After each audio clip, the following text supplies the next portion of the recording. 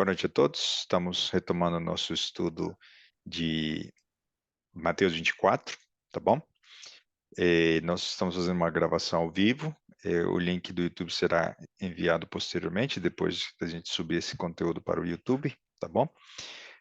Nós estamos estudando Mateus 24. Semana passada nós vimos a primeira parte do capítulo intitulado O Retorno das Águias.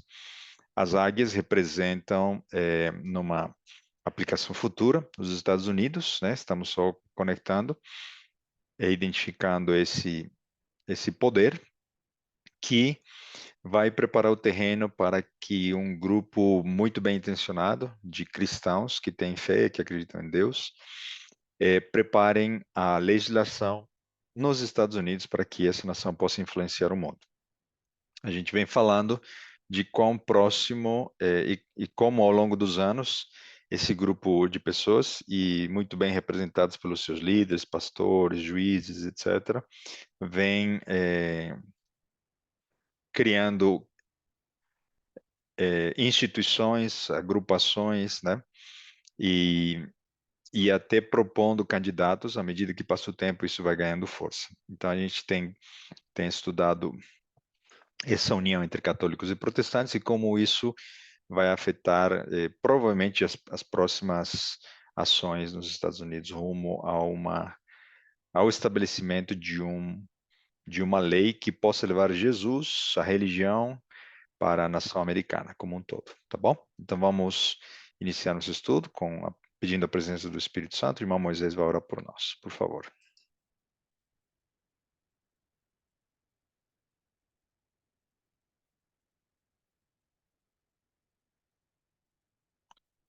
Irmão Moisés, está conseguindo? Acho que está no mudo ainda. Eu vou fazer a oração então, agora? Ah, ok, Ok, irmão só Moisés agora há agora. pouco. Perfeito. Perdão. Imagine, sem problema. Vamos orar. Oremos. Santo Deus e maravilhoso Pai, agradecemos, Senhor Deus, por cada momento, cada instante, o Senhor tem cuidado de nós. Obrigado porque o Senhor tem motivado nossos corações a buscar entendimento, conhecimento dos sinais, das profecias para o tempo do fim. Hoje, Senhor Deus, vamos estudar um tema que também é muito importante, Senhor, para nosso entendimento, o retorno das águias. Pai querido, nós pedimos que o Senhor continue nos instruindo, continue, por favor, derramando teu Santo Espírito, Pai, para nos capacitar a cada dia. Por favor, Senhor Deus, continue capacitando e motivando o irmão Johan para que ele possa estar nos dando, Senhor, instruções, estando aqui nas segundas-feiras e cada irmão também, Senhor, cada irmão sendo motivado pelo Teu Santo Espírito, Senhor, a buscar nas segundas-feiras estudar cada vez mais para compreendermos e estarmos cada vez mais prontos, Senhor Deus, para o tempo do fim. Pai querido, coloque em Tuas mãos o irmão Johan, também cada irmão que está aqui presente e outros que não puderam estar aqui nesse momento assistindo ao vivo, mas em que outro momento no YouTube o Senhor possa acompanhar, possa estudar, possa estar motivado pelo Teu Santo Espírito, Senhor Deus. Pai Amém. querido, pedimos a ti, Senhor Deus, mais uma vez, que o Senhor nos conceda saúde, conceda paz e conceda, Senhor Deus, o desejo de estudar a cada dia. Pai querido, nós oramos agradecido no nome do Teu Filho Jesus. Amém. Amém. Obrigado, irmão Moisés. Muito bom. Então, nós vamos já iniciar com um texto bíblico, ok? Quem estudou com a gente já acho que faz mais de 1 ano e meio o livro de Daniel. Eu vou trazer uma ilustração daquilo que nós estudamos naquele tempo. E recentemente nós fizemos uma série, né, a respeito das profecias que se encontram nas histórias.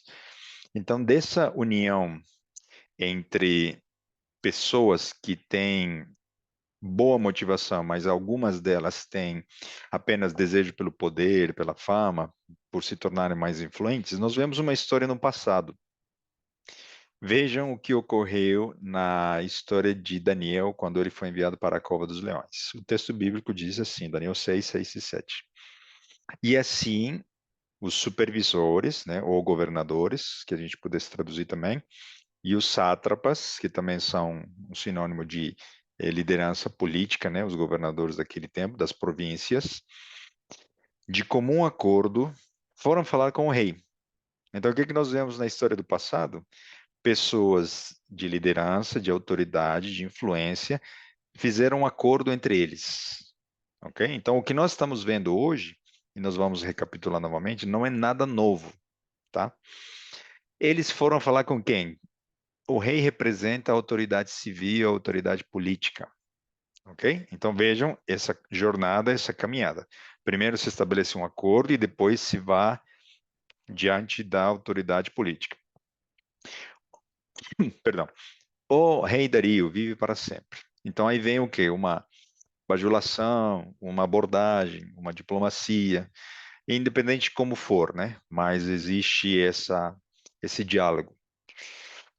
Versículo 7. Todos os supervisores reais, né, ou todos os governadores reais, os prefeitos, os sátrapas, os conselheiros e os governadores concordaram em que o rei deve emitir um decreto.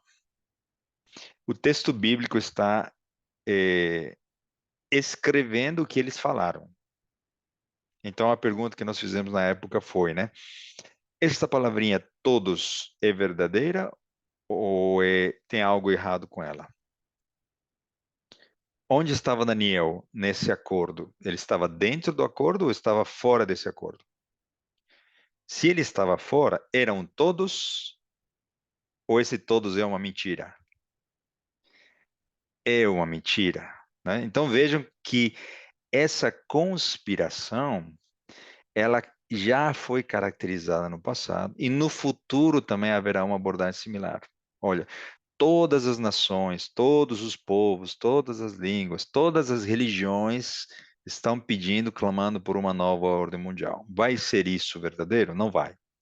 Haverá um grupo pequeno que conhecerá a palavra de Deus, que conhece os mandamentos de Deus, que conhece o Deus verdadeiro, que não vai entrar em acordo para estabelecer aliança, ok? Porque é, a lei dos homens sendo dirigida para uma direção, irá contrária à lei de Deus. Nessa situação, os filhos de Deus não estarão de acordo em pedir às autoridades políticas algum tipo de legislação, neste caso, decretos, né? Então, qual era o pedido desse grupo? Ordenando que todo aquele que orar a qualquer Deus ou a qualquer homem nos próximos 30 dias, exceto a ti, ó rei, seja tirado na cova dos leões. Então, primeiro eles abordaram e disseram ao rei assim: Tu és Deus, ó rei. Então, todos deverão orar a ti e não exercer a sua liberdade de culto, de expressão, em adoração ao Deus da sua própria origem, porque eles, imaginem, 127 governadores haviam representantes de muitas nações, muitas religiões eram praticadas sob a tutela dos medo-persas. Então, ali há um espelho do que vai ser no futuro, né? Todos estão polindo arestas, estão se unindo as religiões para poder estabelecer esse acordo mútuo. Então vejam e nós vamos ver como vai terminar essa história. Isso é muito interessante, ok? Mas no meio disso, nós vamos colocar o quê? Mateus 24, porque Mateus 24 está nos dizendo, olha, as águias representam a liderança política mais influente do mundo no futuro. Os Estados Unidos da América, a besta de Apocalipse 13, que aparece ou surge da terra, ok? Então, com esse contexto histórico, que na verdade é profético, né? Nós vamos voltar a falar de como está a união entre os católicos e os protestantes, ok? Então, volto a trazer personagens que a gente citou já. Ralph Reed, ele em seu discurso, uma campanha católica para a América, né, em favor da América, ele disse o seguinte, vejam, a verdade é que eu e vocês estamos nos unindo. Nos estamos unindo porque, apesar de nossas diferenças teológicas, é muito mais o que nos une e ajunta do que o que nos divide e separa. A boa nova é que o abismo está se fechando e os muros estão se desmoronando. Eu tinha mencionado isso alguns estudos atrás, né? Mas eu trago novamente aqui. Os protestantes estão se aproximando dos católicos e não ao contrário. Os protestantes deixaram de protestar. Depois de 500 anos de protestantismo, o protestantismo perdeu a sua essência e ele está retornando aos braços da Igreja Mãe, ok? Então, a verdade, meus amigos, é que o catolicismo nunca foi, nem é hoje, nem será jamais uma ameaça para a democracia americana. Foi e continua a ser o segmento mais colorido e vibrante encontrado na tapeçaria da democracia americana. Então, aqui nós vemos elogios, aqui nós vemos essa abordagem de não tocar pontos de separação, ok? É, ele continua. O cardeal Gibson disse isto: não há constituição que esteja em maior harmonia com os princípios católicos do que a Constituição americana. E não há religião que esteja em maior harmonia com a Constituição que a religião católica. Aqui o autor do nosso texto de referência, né, o pastor Stephen Bohr, ele colocou o seguinte, e aí assina embaixo, obviamente, né? Ele diz assim, obviamente, Reed ou está sofrendo de um terrível caso de amnésia histórica, ou está abertamente revaricando. Em outras palavras, né, a história conta o oposto. A, a Igreja Católica perseguiu por milênios, né, 1260 anos, os cristãos na Europa.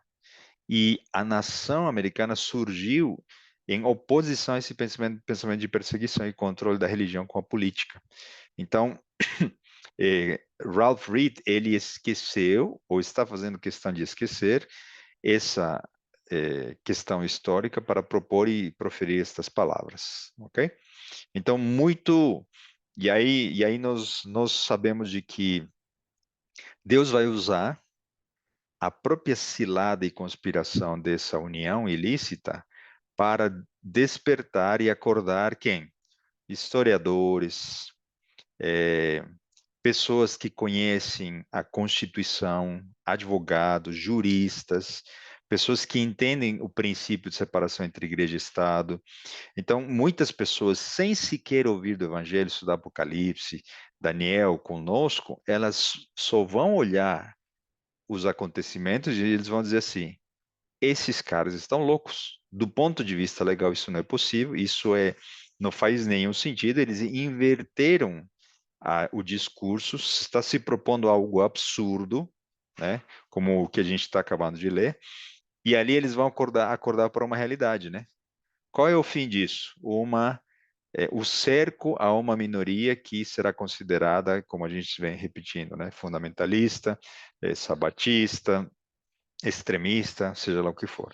Então, Deus é maravilhoso porque ele está apenas deixando que o inimigo avance nos seus planos e ele mesmo vai se enforcar, porque ele sabe que tem muitas pessoas, Deus sabe que tem muitas pessoas que vão abandonar Babilônia apenas com a atuação do inimigo, ok? O texto continua: quero que você saiba que nós, evangélicos, ficaremos lado a lado com você para garantir que um espírito fanático que busca silenciá-los e excluí-los do fórum público nunca se manifeste contra os católicos e sua religião. Ou seja, publicamente eles vão, já têm acordo para que não exista nenhum ruído, né, que atrapalhe essas conversas.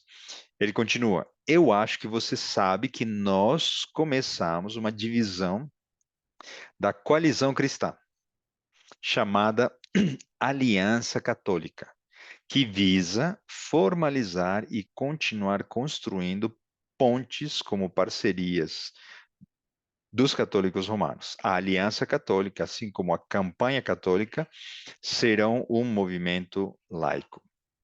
É irônico, né? O nome já está dizendo, identificando o grupo ao qual pertence, mas laico é aquele que é isento de uma representação oficial da autoridade católica, né? Então, são as bases, né? É o corpo dessa igreja que está se movimentando também. É, numa revista intitulada Amarillo, Sunday News, em 10 de dezembro de 1995, esse mesmo personagem, Ralph Reed, ele disse o seguinte: já não podemos dar o luxo de estar divididos. É um luxo que já não é nosso. A esquerda quer nos dividir. Nada os assusta mais do que quando os cristãos quebram as barreiras denominacionais. Então percebam que em 1995 já havia esse reconhecimento de que a esquerda, os progressistas, né, ou os humanistas, como a direita chama, já estava se opondo a eles.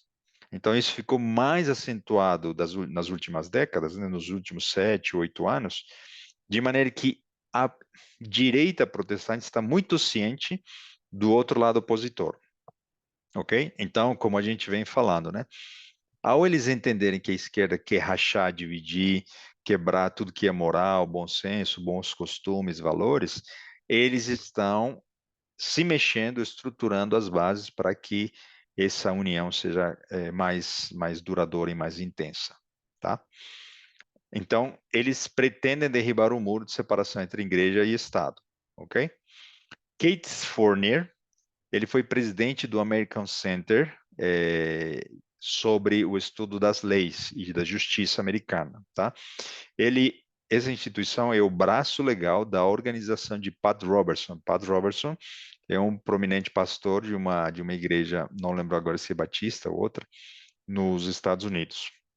Então, é o braço legal de uma organização cristã muito poderosa, tá? No sul dos Estados Unidos. Ele diz assim: não obstante, há um muro que se edificou erroneamente em nosso país. Seu impacto sobre a liberdade religiosa tem um efeito devastador. É o tal chamado muro de separação entre igreja e Estado. Então, eles, como a gente estava dizendo, né, eles desconhecem a parte histórica da sua fundação, analisam de uma maneira da sua conveniência a questão da religião, porque se eles estivessem numa religião minoritária, eles não falariam isso, por exemplo. Como eles têm uma base muito grande e muito influenciadora, né, do ponto de vista econômico, em número de pessoas, ele bem claramente fala em nome de muitas pessoas, né? Porém, se ele fosse de uma religião minoritária, ele com certeza não faria esse tipo de abordagem. Pat Robertson, que é aquele que a gente estava comentando, né? Ele concorda com ele e diz o seguinte: eles, se referindo aos liberais e humanistas seculares, né, ou ao lado da esquerda, eles nos mantiveram em sujeição ao falar sobre a separação entre a igreja e o Estado. Não existe tal coisa na Constituição. É uma mentira da esquerda e não vamos mais tolerar isto. Então é interessante que ele está parafraseando o que aqui? Eles nos mantiveram em sujeição. Isso é, em palavras bonitas, né? Eles provocaram a ferida mortal. Porque a ferida mortal foi provocada por um movimento revolucionário na França que era a favor do ateísmo, do humanismo, da liberdade generalizada, né, até a libertinagem. Então, de fato, ele está fazendo a leitura correta, porque ali surgiu o suposto inimigo, né, que queimou as Bíblias, que negou a existência de Deus, que mataram os padres, rasgaram toda a união entre reis, né, depravados, ladrões que roubavam os impostos, e eles propuseram uma nova semana de 10 dias. Eles refundaram a República Francesa da maneira que eles estavam pensando ir contra Deus. Então ele está certo nessa leitura. Porém, ele está equivocado de que a Constituição deles não deveria ter essa separação. Do ponto de vista legal, existe essa separação, sim, entre igreja e Estado nos Estados Unidos, tá bom? Jerry Falwell tem a mesma ideia. Esse texto está sendo citado em Igreja e o Estado, tá? De junho de 2006. Ele diz o seguinte: a separação entre a igreja e o Estado tem sido por muito tempo o grito de guerra daqueles que defendem as liberdades civis. e que desejam se livrar da história de nossa nação, nosso glorioso patrimônio cristão. Está claro que a frase não se encontra uma só vez em nossa Constituição, ou é uma fabricação moderna para discriminar. Então, percebam a percepção, vale a redundância, né, deles a respeito da atuação da esquerda, tá? Então, e aqui eu vou também abrir um parênteses, o que está ocorrendo hoje na nossa comunidade adventista? Creio que vocês vão me entender, porque até um pouco mais de um ano atrás, a gente estava em eleições no Brasil, e a gente viveu uma rachadura, né? As famílias, a sociedade, e mesmo dentro da igreja, quem se manifestava, obviamente não, né? Tomara que não seja dentro do templo, mas pelo menos nas conversas em grupos ou como for, né? Conversas na rua, as pessoas se dividiram por dois candidatos, ou a esquerda ou a direita. Então, eh, vejam que o que ocorreu vai voltar a ocorrer. Uns defendem as liberdades, ok? São os que simpatizam mais com essa questão da esquerda, do humanismo, e eles vão morder o anzol com o assunto da liberdade religiosa, ok? Para todo inimigo tem uma contrafação. Então tem a liberdade religiosa correta, ok?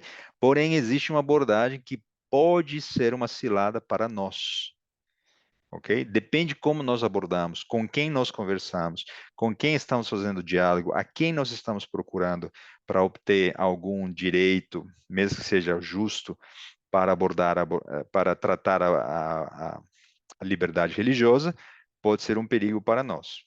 Não é tão intenso e tão forte hoje, mas ele se tornará, ok?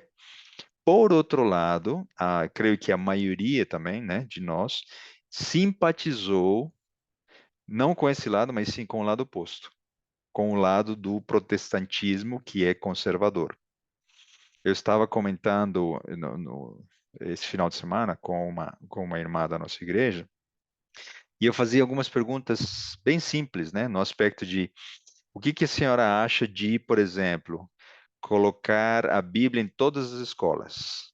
E que essa medida seja adotada pelo nosso presidente da República. Ela disse, muito bom, eu apoio, deve acontecer, deveria acontecer. Do ponto de vista do que é correto, nós precisamos levar a Bíblia para todos, né? Isso é um fato, isso é inegável. Porém, nós não deveríamos apoiar uma medida política que obrigasse a judeus que não acreditam na Bíblia ou a outras pessoas que não acreditam na Bíblia a que elas leiam a Bíblia nas suas escolas por lei, ok? Então, a cilada de um lado, liberdade religiosa, ou a outra, promover o cristianismo através da política, são anzóis que nós não podemos morder, tá bom? Porque isso vai nos aproximar dos conservadores e mais tarde ou mais cedo a gente vai se tornar inimigos dos nossos irmãos. A tendência é essa, e dali vai surgir o grupo de inimigos dos nossos próprios irmãos. Ou do outro lado, né, dos humanistas, pessoas que entendem que cada um pode acreditar como for, tá? Então, só trazendo também um pequeno parênteses, né? Uma pessoa contava um testemunho para mim. Ele disse assim: eu tinha dificuldade com o sábado na faculdade. E eu tinha basicamente dois tipos de professores, um que era ateu e outros que eram cristãos. Quando eu ia pedir licença para não assistir às aulas na sexta-feira à noite, eu encontrei total abertura, respeito, né, e até compreensão do ateu, mas não encontrei a mesma abertura daquele que era cristão.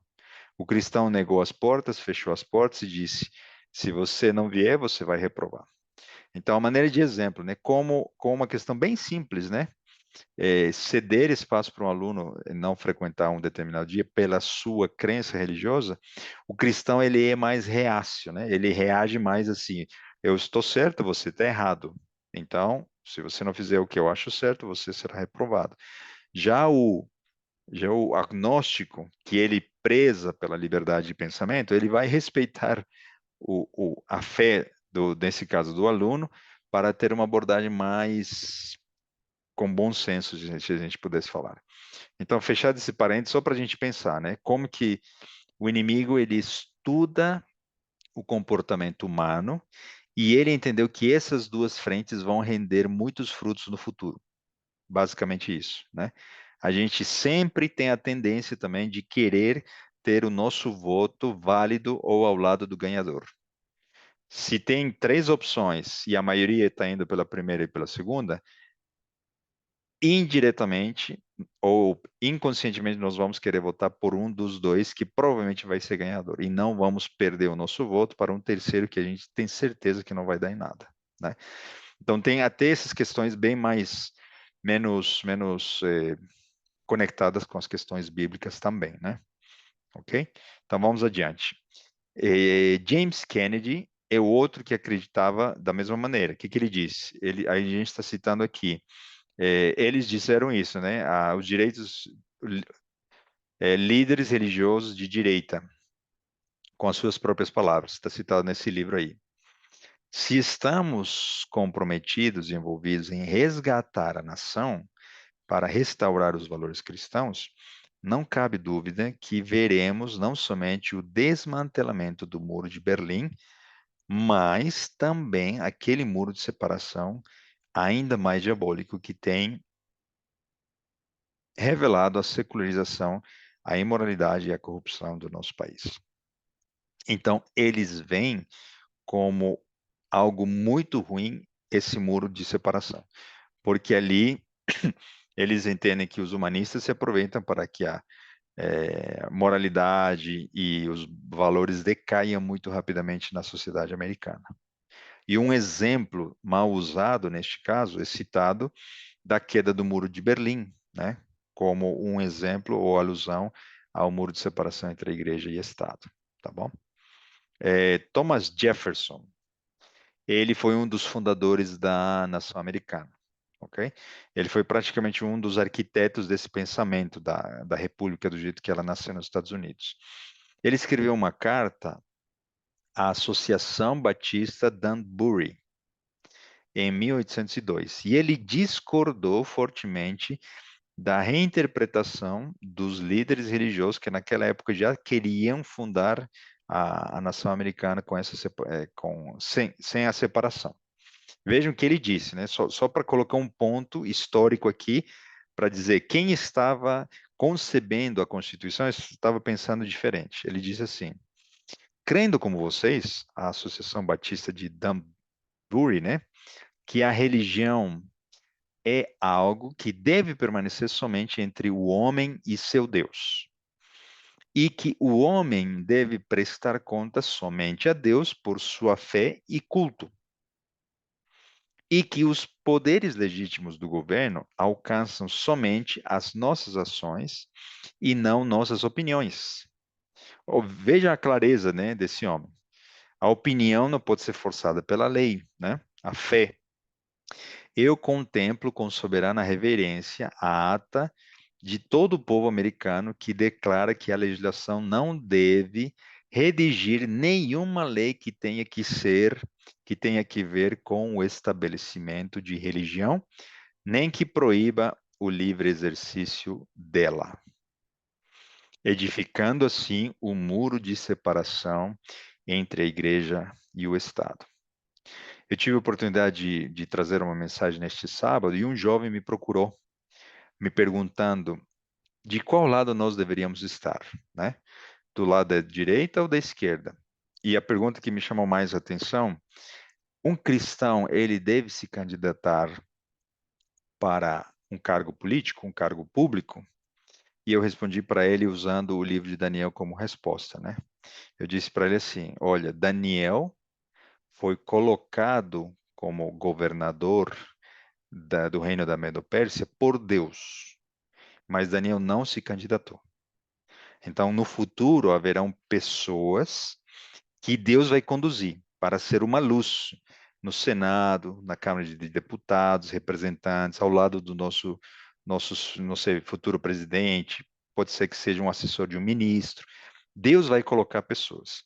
Porém, nós não somos aconselhados a criarmos campanhas, gerarmos voz, consciência política, etc., ou muito menos nos candidatarmos, quando mesmo que tenhamos supostamente uma visão mais clara de como isso deveria ser, tá bom? Então, até perguntas simples, né? Por exemplo, e se um adventista se candidatou a algum cargo político, seja ele vereador ou outras, ele deveria ser convidado para pregar nos nossos púlpitos? Mesmo que ele não falasse nada a respeito de uma campanha ou intenção ou projeto dele no púlpito, já seria um motivo para que pessoas que veem que nós não nos vinculamos com a política já possam começar a questionar, né? Por que que um candidato está falando dos púlpitos deles? Não são eles que falam que não se juntam com a política? Então, são questões para a gente pensar, tá bom? Porque vira e mexe a política vai vir e vai voltar. Essa suposta divisão entre esquerda e direita vai vir e voltar. Então, vamos proteger nossas famílias, nossas comunidades, nossas igrejas, blindá-las de qualquer tentativa de união, de trazer essas questões polêmicas, né? Aborto, questão de gênero, que provoca e atiça a ação daqueles que apoiam e a reação daqueles que são contra, tá bom? Então, sempre lembrando que a nossa missão não é defender cargo X ou Y, né? Ou ideologia X ou Y, e sim levar o evangelho ao mundo.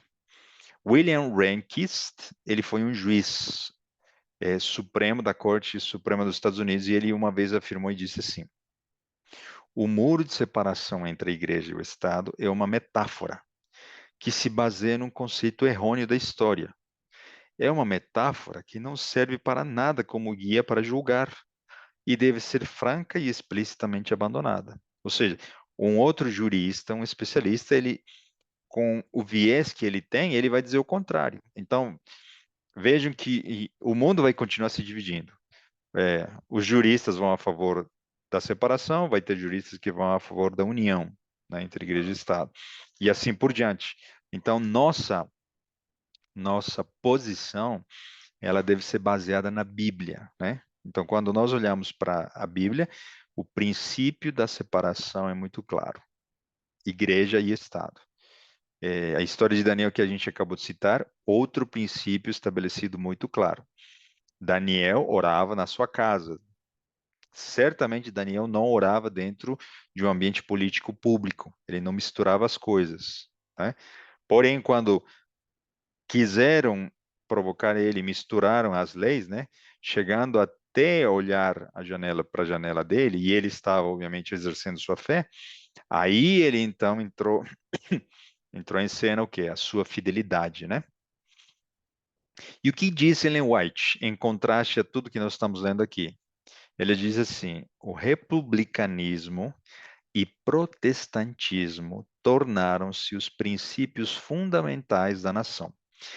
Estes princípios são o segredo de seu poder e prosperidade. Então percebam, se a gente colocar a Bíblia em todas as escolas, pode ser que a gente leve a nossa nação para a ruína, porque estamos ferindo a consciência humana, algo que Deus preserva como algo sagrado. Nós não podemos obrigar alguém a ler, mesmo que seja algo bom que nós temos certeza que é a palavra de Deus, né? Por exemplo. Então, essa liberdade, e se a gente fosse falar em revolução industrial, ciência, construção do que era belo, né? A música, a técnica, as artes, tudo que a gente pode usufruir de bom do engenho humano, porque Deus também abençoou, né? Na criação de tantas máquinas, tantos remédios, tantas questões. Tudo isso surgiu porque as pessoas tiveram a liberdade de pensar, testar, conceber, e criar para ter prosperidade. Então, Deus abençoou sim essa nação e o evangelho se propagou graças às bênçãos que chegaram aos americanos.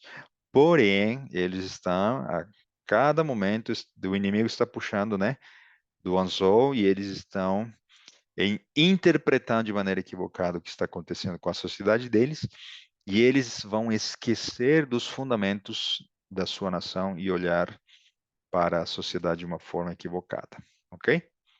Vamos adiante. Criswell, ele foi por muitos anos o principal pastor da primeira igreja batista de Dallas, ok? O pastor Clifford Goldstein, Adventista do Sétimo Dia, no texto, no livro dele, né? É, Salvando a América, ele está parafraseando esse pastor Criswell, tá? Então, na Convenção Batista Nacional, ele declarou e disse o seguinte: eu creio que esta noção de separação entre igreja e Estado é um produto da imaginação de um infiel.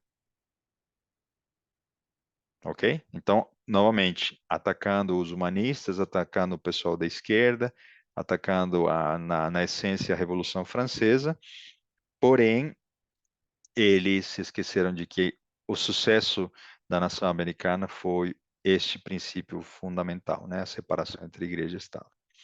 Os batistas e os anabatistas, eles estiveram dispostos a morrer pelas suas convicções religiosas. Ambos eles estavam muito empenhados nessa luta em favor da liberdade religiosa, ok? Ao fazer esse comentário, Criswell certamente se esqueceu das raízes da sua própria denominação, porque lá no passado os batistas e os anabatistas trabalharam para ter liberdade de consciência. Agora, o que que o senador John Conlan, do estado da Arizona, disse, e aí ele foi copiado no mesmo livro de Clifford Goldstein. A separação entre a igreja e o Estado é uma questão falsa. É um slogan criado por humanistas seculares, que parece legal, mas que em realidade é uma farsa. Não aparece em nenhuma parte da Constituição e tampouco é um conceito na qual criam os fundadores da pátria. A separação entre igreja e o Estado é simplesmente uma linha de propaganda que criam os humanistas modernos com o objetivo de intimidar os cristãos e para fazerem crer que somos cidadãos de segunda classe. Olha a declarada guerra, né, contra aqueles que pensam diferentes deles. Tá? Continuamos aqui. De 10 a 12 de setembro de 1992, ocorreu uma convenção da Coalizão Cristã. E Kate Fournier, ele falou isso nessa convenção. O muro de separação entre a igreja e o Estado, que foi edificada por humanistas, seculares e outros inimigos da liberdade religiosa, tem que cair. Esse muro é mais ameaçador para a sociedade do que foi o muro de Berlim. Os que se opõem aos nossos pontos de vista são os novos fascistas. Aqui, de novo, né?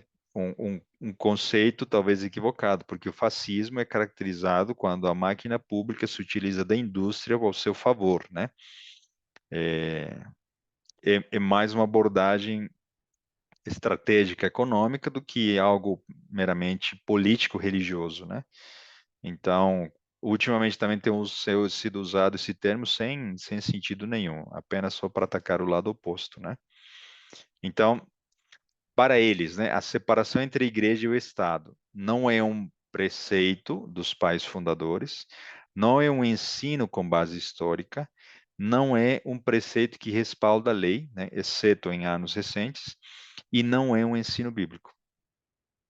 Então vejo que as convicções para onde vão levar esses protestantes. Em resumo, não deve haver em absoluto nos Estados Unidos uma separação entre igreja e o Estado. E aí eu trago novamente uma história, né? Nós estudamos ela e ainda preciso gravar ela, tá? Não está sobrando tempo. Na época de Jesus, como foi a união da igreja e o Estado? Os líderes religiosos, que deveriam ser do povo escolhido por Deus, eles fizeram aliança com Roma imperial. Eles falaram, Pilatos, nós não vamos sujar nossas mãos, né? Porque nós somos cristãos, perdão, nós somos filhos de Abraão. E quem vai sujar suas mãos vai ser você, que tem controle sobre os soldados romanos. Então você vai mandar prender e você vai mandar matar, porque nós somos pessoas de bem.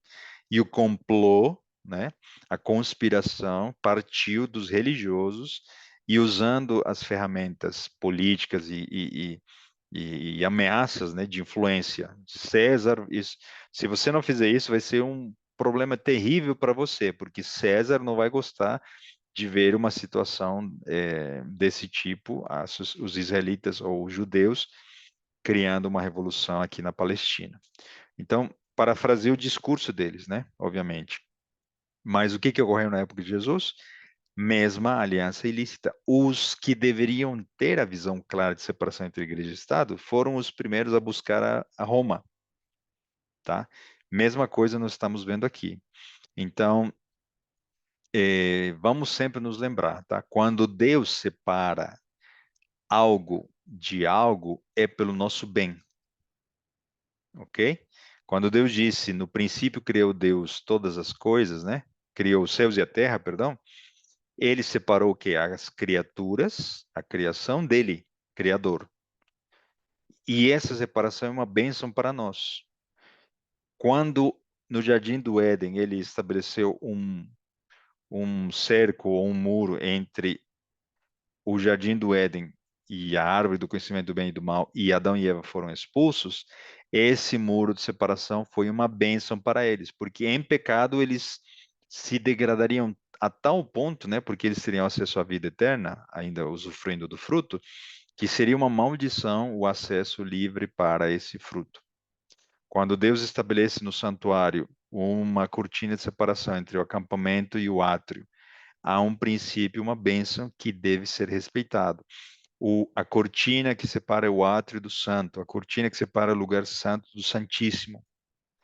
Quando Deus disse, né, é, o sábado é o dia santo, você pode fazer tudo que você, né, puder em 6 dias, porém o sábado é meu. Quando Deus, o que que ele está fazendo? Está separando. Quando Deus disse, olha, eu te dou 100% e você precisa me devolver 10%. O que que ele está fazendo? Ele está separando. Há uma noção, há uma bênção quando nós compreendemos o princípio da separação, ok? É óbvio, né? Hoje nós estamos em pecado e estamos afastados, distanciados, separados dele, espiritualmente falando. Porém, aí ele estabeleceu outro princípio que é maravilhoso, o princípio da reconciliação. Jesus vai prover graça e poder para nós voltarmos através do caminho da salvação, que é o santuário, ao lado do nosso Pai. Então, nós vamos vencendo essas separações com a lição espiritual compreendida, assimilada e praticada, ok? Não é, imagine vocês, né? Uma pessoa que não deseja arrependimento, perdão, continua em pecado lá no acampamento e ele entra correndo direto para encostar no propiciatório da Arca do Concerto. O que que ocorreria com essa pessoa? Seria fulminada. Então, por isso nós hoje estamos, talvez, nossa vida é preservada pela graça e misericórdia de Deus, né?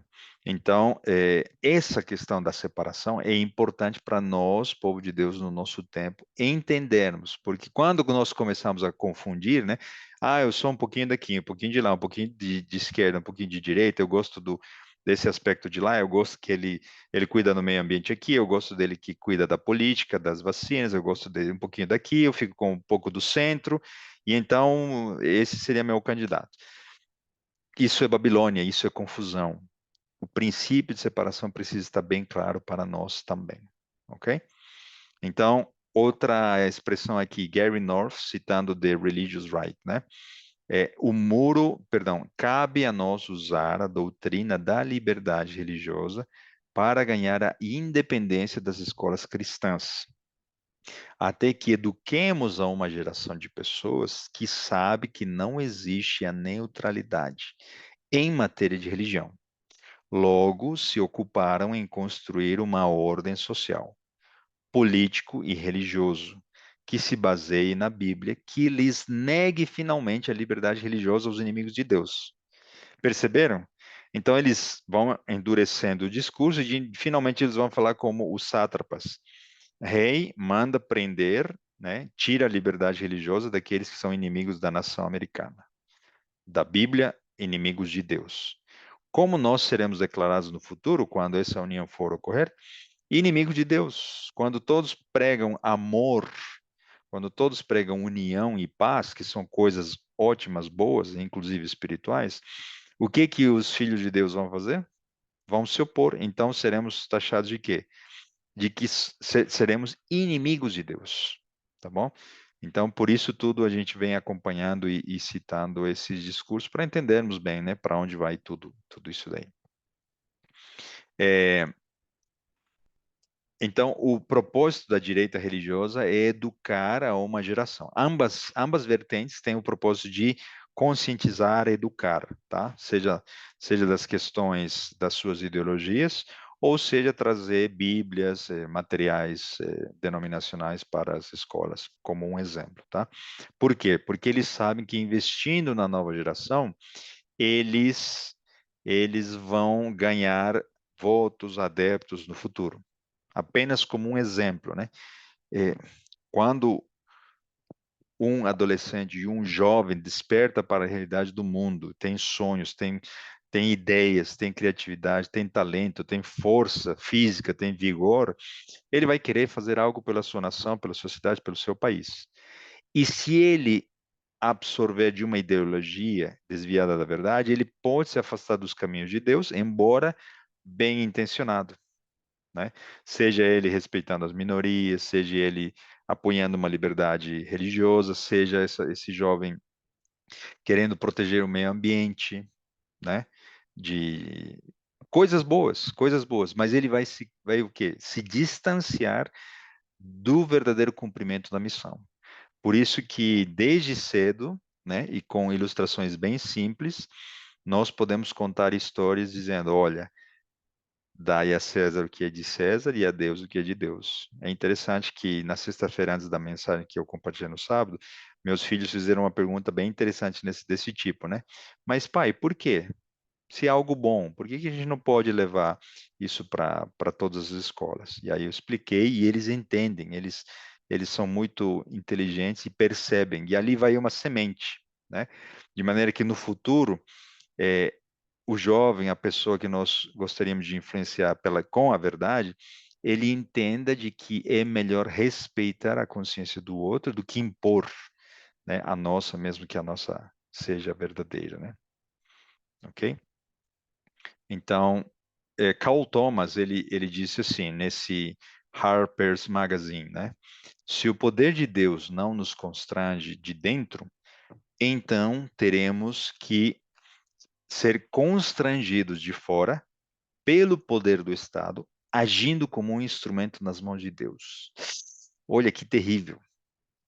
Olha que terrível, né? Jesus fez isso quando ele veio. Ele usou de Roma para impor o seu evangelho para as pessoas.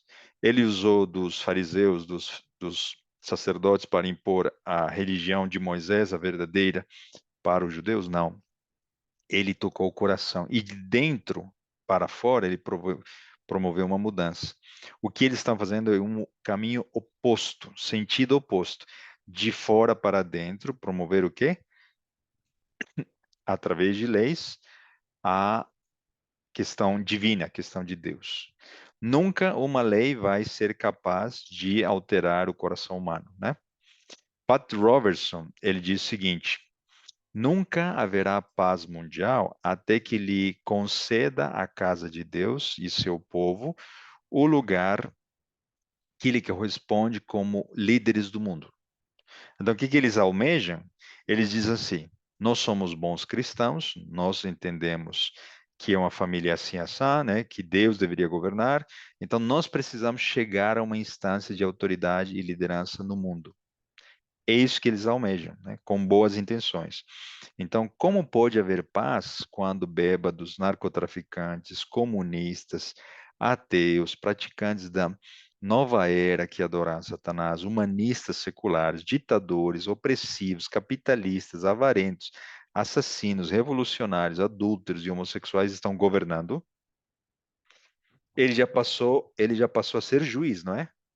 Para ele, todos eles estão perdidos, e então só uma lei vai promover uma mudança na nação americana, né? Vejam até onde como uma inversão dos valores cristãos pode chegar e uma pessoa se torna juiz e já condena todos eles, né? Sob a liderança deles, nunca, repito, nunca teremos paz duradoura. Mesmo quando estou de acordo que não é sábio que uma igreja como instituição se misture com os assuntos do governo como instituição, e olha que ele reconhece um pouco ali, né? É impossível que o governo funcione com sucesso a menos que seja dirigido por homens e mulheres piedosos que operem sobre a lei de Deus.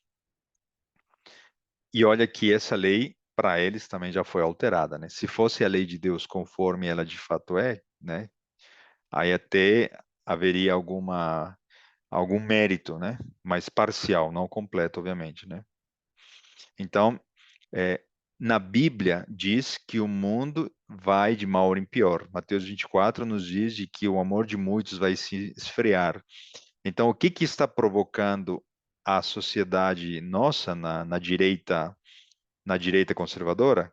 Quanto mais bêbados nós formos ver, quanto mais drogas, tráfico, quanto mais depravação, prostituição, quanto mais diferença entre ricos e pobres nós formos ver, os conservadores de direita terão mais motivos para tentar resolver esses problemas da sociedade, né? Então, aqueles que têm em mente mudar o mundo com medidas governamentais estão tentando o que é impossível. Somente uma mudança no coração vai poder promover uma mudança de fato verdadeira, né? Nunca, nunca jamais pela questão da lei de fora para dentro. Tim LaHaye, ele disse: embora seja verdade que Deus concedeu aos Estados Unidos reavivamento no passado, hoje necessitamos desesperadamente de outro. Pessoalmente, não estou seguro de que isto possa ocorrer sem uma reforma legislativa. Eles querem mudar a legislação do seu país. E desde quando um reavivamento vem como resultado de uma reforma legislativa? Você viu alguma vez isso no passado? Não ocorreu no passado, nunca vai ocorrer no futuro, muito menos, né? Então, as leis humanas não resolvem o problema do ser humano, porque o problema do pecado do ser humano é o pecado. Nem a lei divina resolve o problema do pecado. A lei aponta que nós estamos em pecado, ele nos dá a noção de que o pecado existe e ele nos leva para Cristo, para buscarmos a sua graça, né? Então, nunca a lei vai resolver o problema. A única forma de trazer o verdadeiro reavivamento é a entrega do coração a Cristo e a ação do Espírito Santo na vida dessa pessoa. Então, a verdadeira transformação é de dentro para fora, né? Não de fora para dentro, não através de leis. Então, quando o fermento se coloca dentro de uma massa, ela cresce. E é isso que vai ocorrer, né? O Espírito Santo vai ser derramado individualmente e para as pessoas que o buscarem, e essa mudança vai ocorrer de maneira completa, né? Richard Holt, no seu livro Santos e Políticas Sujas, ele disse assim: se nossa nação sobrevive, eu sei que é um ótimo sim. Será porque os cristãos consagrados de nossa nação se despertaram e caíram em conta que não somente é sua oportunidade, senão sua absoluta responsabilidade envolver-se ativamente nos processos políticos de nossa nação e, deste modo, retornar à nação uma vez mais o Senhor. Então, qual deve ser a maneira que nós somos chamados a sermos sal da terra? É através de criar candidatos adventistas e levá-los eles para o poder? para se tornarem como Daniel na perspectiva futura. E nós temos um exemplo, né? Ben Carson, ele está bem ao lado de Donald Trump. Não vamos tecer muitos comentários a respeito, mas eu me baseio no que eu comentei há pouco, né?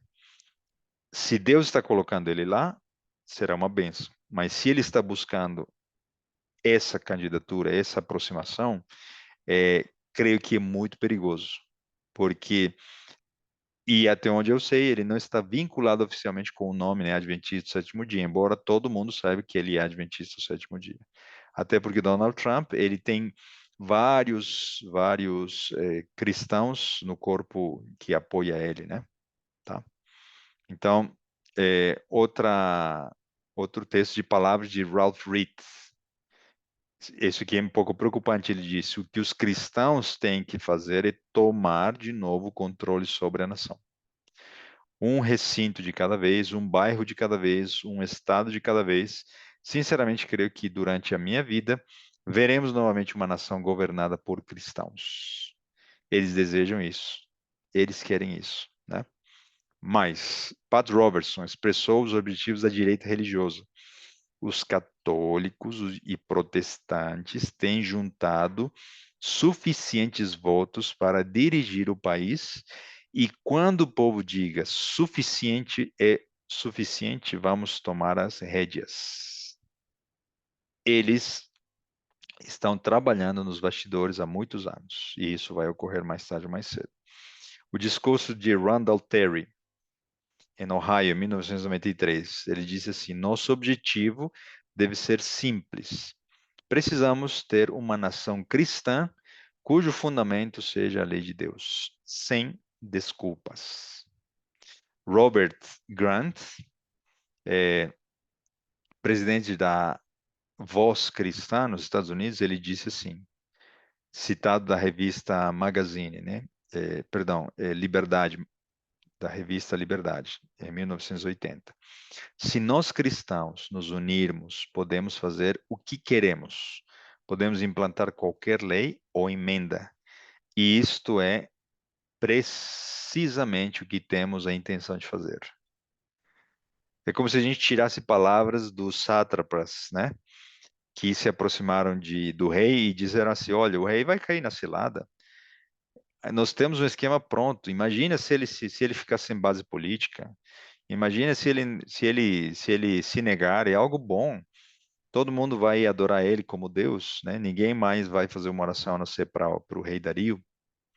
Então, ambas as coisas estão ocorrendo ao mesmo tempo, né? Misturadas. A boa intenção e a sutileza do engano ocorrendo também. Numa entrevista televisiva, Grant ele disse que o que podem fazer os cristãos? Podemos fazer qualquer coisa. Podemos fazer emendas à Constituição. Podemos eleger um presidente. Podemos mudar qualquer lei da nação. E nos incumbe de fazer isso. Se temos que viver sobre a lei, vivamos debaixo da lei moral de Deus. Isso é irônico, né? Porque na essência também eles comentam e dizem de que a lei foi abolida. Afinal, então, foi abolida ou eles desejam implantar isso na nação americana? Se foi abolida e não há necessidade de prática, né? Então, por que que eles desejam levar a lei de Deus para a nação americana? Então, percebam como o discurso chega ao absurdo e há uma contradição com a própria doutrina que eles defendem, né? Porque a maioria deles, né, e a gente sabe bem, por exemplo, são contra a adoração de imagens. Sim?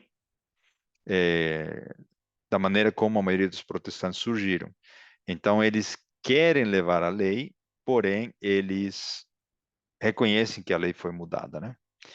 James Kennedy, do testemunho da igreja primitiva, do testemunho de nossas vidas desordenadas, do testemunho de nossa sociedade que oscila à beira do colapso, vemos que a necessidade de observar o sábado é deveras urgente. Só que aí eles chamam o sábado do jeito que está escrito na Bíblia, mas eles têm a autoridade, né, segundo eles, de ter alterado do sábado para o domingo.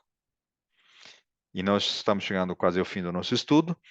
E, parafraseando agora João Paulo II, né, na carta encíclica Dies Domini, ele diz assim: nas circunstâncias particulares de nosso tempo, os cristãos naturalmente lutaram para que a legislação civil respeitasse seu dever de guardar o dia sábado, que para eles é o domingo, porque Jesus ressuscitou nesse dia, né? Então, para onde vai? Se nós trouxermos, e acho que nos próximos capítulos nós vamos trazer, é, como isso está ganhando força nos anos 2000 para cá, tá? Então nós estamos avançando no tempo e vejam como isso já está bem claro a respeito dos planos que eles pretendem implantar. Nós vamos terminar com o texto bíblico. O que diz a história de Daniel e a cova dos leões? Qual foi o resultado da conspiração? Eles conseguiram criar a lei, eles condenaram Daniel, o rei Dario caiu na cilada, ele não teve como alterar a lei e Daniel foi lançado na cova dos leões. Então, logo ao alvorecer, o rei se levantou e correu para a cova dos leões. Quando ia se aproximando da cova, chamou Daniel com voz aflita. É interessante, né? Qual a influência de Daniel, um homem de Deus, para com um monarca?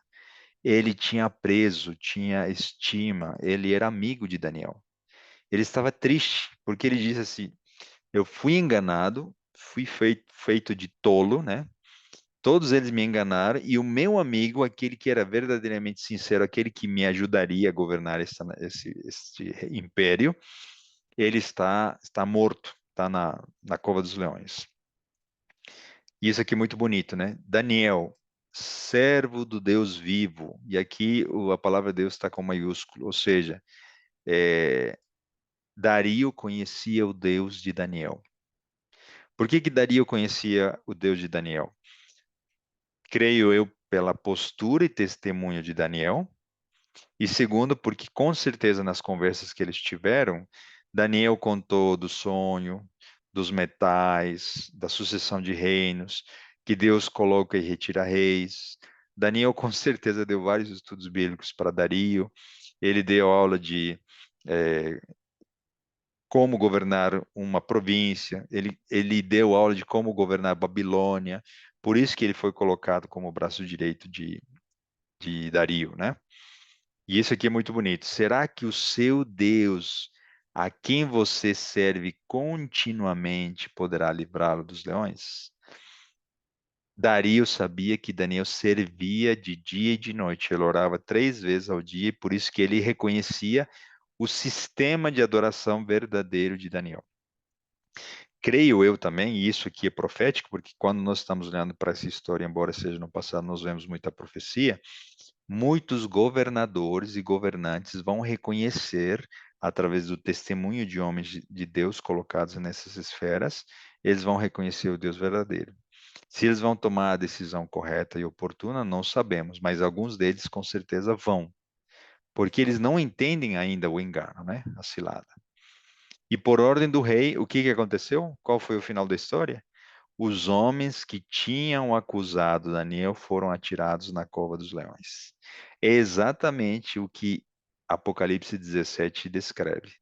Quando as 10 nações entregarem por meia hora, né, o seu poder à besta, que quando eles perceberam do engano, esses reis se voltarão contra a besta e a prostituta, né?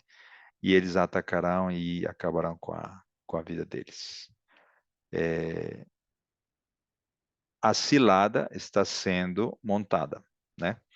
A forca que Amã preparou, perdão, ela foi usada para quem?